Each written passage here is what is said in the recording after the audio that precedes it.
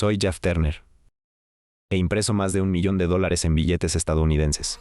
Y esto es cómo operan los criminales. Me solían decir el Picasso de la falsificación. Desde mi punto de vista, lo que hacía no era tan difícil, por decirlo de alguna manera. Simplemente fue algo que llevó mucha prueba y error. Los billetes fueron mejorando cada vez más hasta que finalmente me atraparon. Y el servicio secreto dijo que los billetes que estaba haciendo eran los mejores que había visto en 25 años.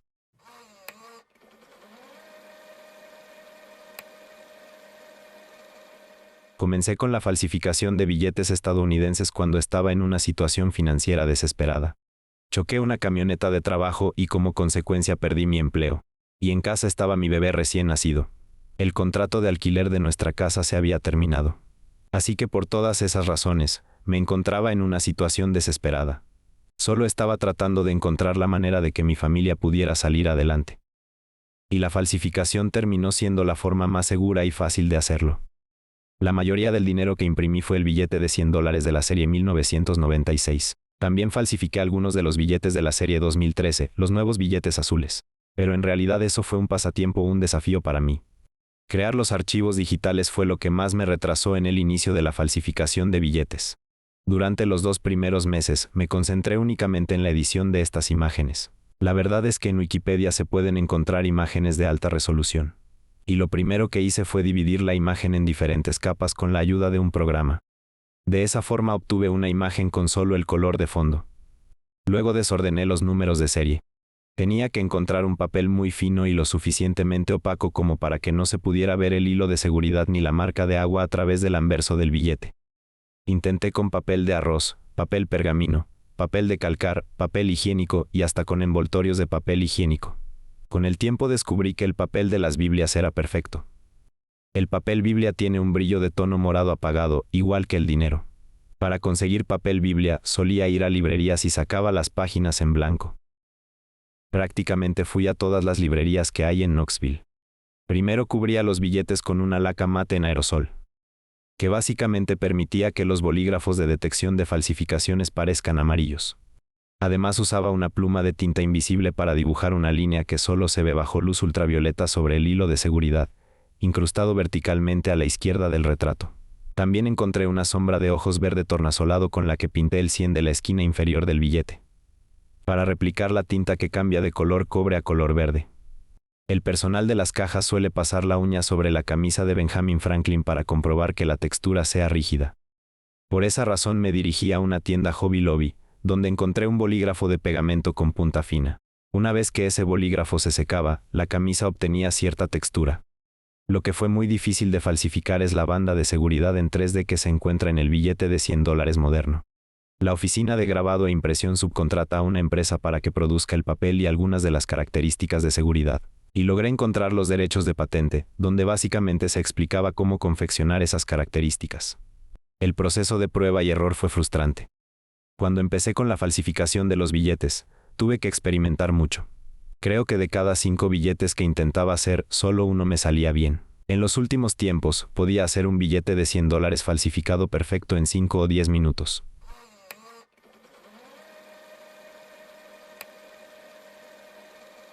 Se han roto las impresoras varias veces. Más que nada porque el papel quedaba atascado. La verdad es que las impresoras no eran tan ruidosas porque eran digitales, pero lo molesto era la laca mate en aerosol, porque tenía un olor bastante particular y feo. En más de una ocasión las mucamas de los hoteles entraban a mi habitación y pensaban que estábamos inhalando pintura. Entonces yo decía que mi esposa había derramado esmalte de uñas, tenía que inventar alguna mentira piadosa. Pero con el tiempo pude alquilar una casa e instalé ventiladores que succionaban el olor del barniz mate y lo empujaban hacia el exterior por la ventana. Así que podía rociar los billetes frente a esos ventiladores que succionaban el olor y mantenían el ambiente fresco. Sinceramente no tenía grandes acumulaciones de dinero falsificado, ya que casi siempre intentaba blanquearlo todos los días a medida que lo iba fabricando. Quizás imprimía un total de $2.000 o $5.000 en billetes durante la mañana y la tarde, y luego procuraba cambiar todo ese dinero antes de que terminara el día.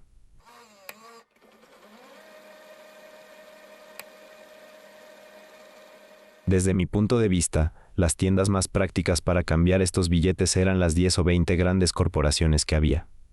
Me refiero a los supermercados mayoristas, es decir, a las tiendas tipo Walmart. También les vendía billetes a personas. Y cobraba una tarifa de 25 centavos por cada dólar. A la hora de usar un billete en una tienda, siempre trataba de que me atendieran cajeras mujeres. Y si enviaba a mujeres con los billetes, les decía que fueran a los cajeros hombres. Cuando tenía que utilizar uno de esos billetes en las tiendas, les daba el cambio exacto para distraerlos un poco. A la mayoría de los falsificadores amateurs se los descubre en la caja cuando intentan comprar algo con un billete falso. Y por lo general las tiendas registran su patente del auto. Por esa razón yo siempre estacionaba mi auto lejos, para que nunca pudieran ver mi patente. Y evitaba las cajas rápidas de autoservicio porque identificaban a la brevedad que los billetes eran falsos. Algunas de estas máquinas incluso tienen software fotográfico que analiza la microimpresión y todos los detalles. Cuando comencé a falsificar billetes siempre me ponía nervioso. Sinceramente pasaba mucho tiempo perfeccionando los billetes porque quería que sean idénticos a los reales, y siempre notaba algún error, por más pequeño que fuera. Creo que tengo una atención al detalle que la mayoría de las personas no tiene. Y también sé mucho sobre las características de seguridad porque las estudié en profundidad. Solía ir a algunos supermercados de forma recurrente. Y me ha pasado en varias ocasiones que se daban cuenta de que los billetes que había utilizado la semana anterior eran falsos. Pero la verdad es que la mayoría de las veces, si el cajero se da cuenta de que tienes un billete falso, simplemente te lo devuelve. En los 2 años que estuve falsificando dinero, probablemente solo 3 o 4 cajeros me han rechazado mis billetes. Son pocas veces considerando que yo gastaba miles de dólares todos los días. Por suerte creo que solo tenían más o menos 12 grabaciones de vigilancia en las que yo aparecía. Así que fue fácil mantenerme en el anonimato. En una tienda había una advertencia para que estuvieran atentos a mi esposa y yo, por si intentábamos usar un billete falso. Aunque no sabían mi nombre. Solo era una imagen. El servicio secreto tiene la capacidad de presentar casos contra las personas. Pero la realidad es que la policía local no puede hacer mucho al respecto.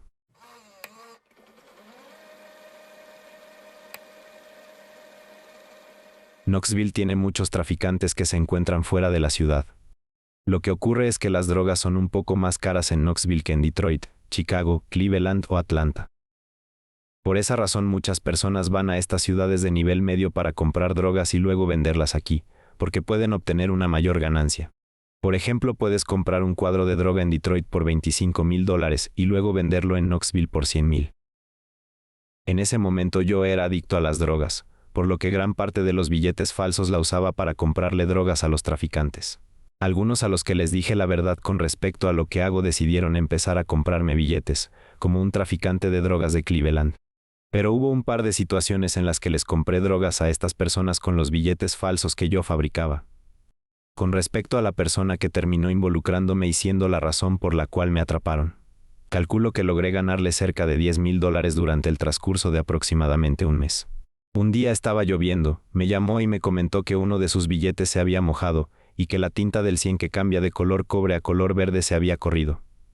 Y así descubrió que eran billetes falsos. Le impresionaba lo real que parecían los billetes y quería empezar a comprármelos. Estas personas solían conducir desde Knoxville hasta Detroit solamente para comprar un cuadro de heroína.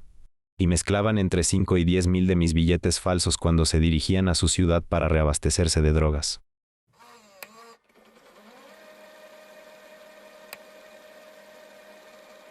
Todas las tiendas cuentan con sus propios métodos para detectar billetes falsos. Por ejemplo, la mayoría de las grandes tiendas minoristas solo usan bolígrafos detectores de billetes falsos. Por lo general marcan el billete. Y si la marca queda del color que corresponde, lo toman.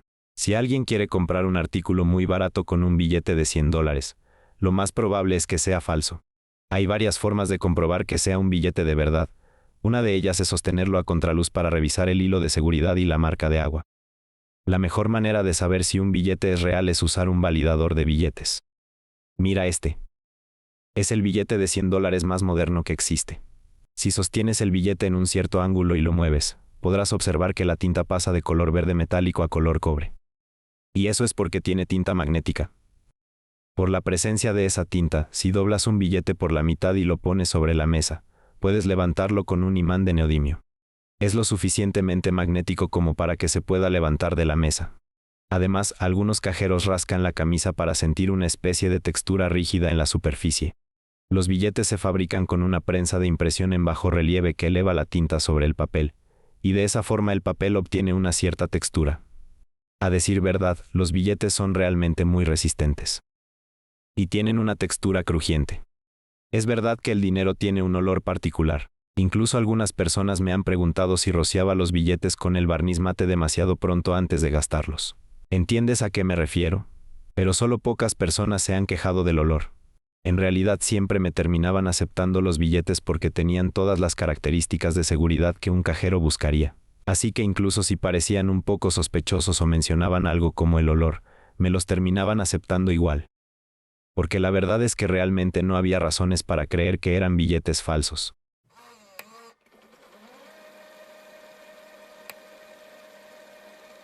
Todo ocurrió en 2019. El traficante de Cleveland fue arrestado allí. Es probable que lo hayan atrapado con mis billetes falsos o con heroína. Y no le llevó demasiado tiempo revelar información sobre mí. A partir de ese momento el Servicio Secreto de Estados Unidos allanó mi habitación de hotel. Estaba imprimiendo billetes cuando patearon la puerta. Así que encontraron varias computadoras e impresoras, y creo que había como $6,400 en billetes falsos que intenté tirar por el inodoro.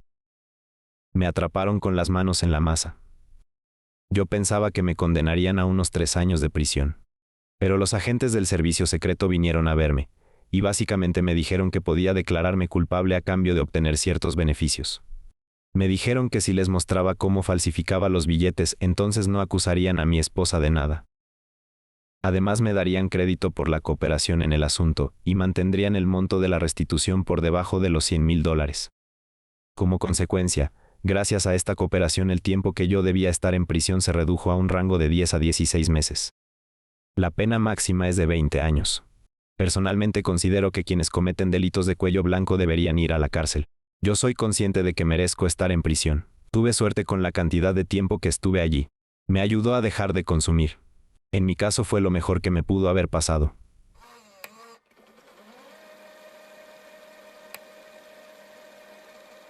En otros países existen muchas organizaciones que se dedican a la falsificación de billetes, ya que obviamente es algo muy rentable.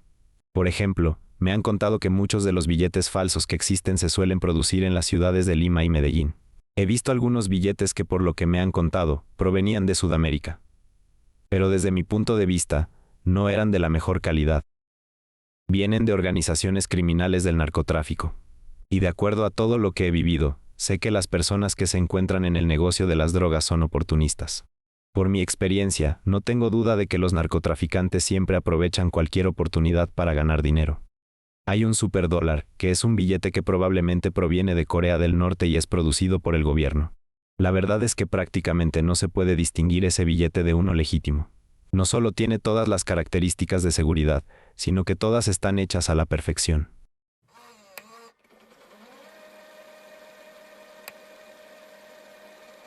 Comencé a falsificar cuando tenía 19 años. Leí El arte de hacer dinero, un libro sobre Art Williams, un falsificador de dinero de Chicago.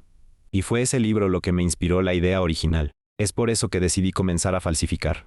Pero todo lo demás lo hice con mis propios métodos. Los billetes no eran muy sofisticados, pero eran lo suficientemente buenos como para venderlos. El padre de un amigo mío era una persona muy conocida que tenía muchos contactos en Tampa, pero lamentablemente, un día mi amigo perdió la vida por una sobredosis.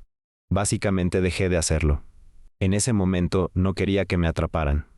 Y cuando retomé la falsificación de billetes fue por lo que conté anteriormente.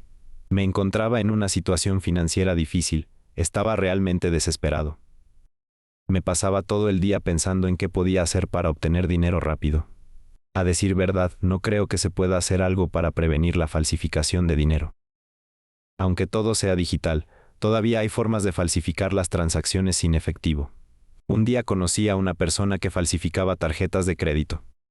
Si bien a lo largo de mi vida he introducido en el mercado millones de dólares en billetes falsos. Desde mi punto de vista, creo que esa cantidad no afectó mucho a la economía. Pero quizás hay consecuencias a nivel local, ya que la gente pierde la confianza en el dinero en efectivo.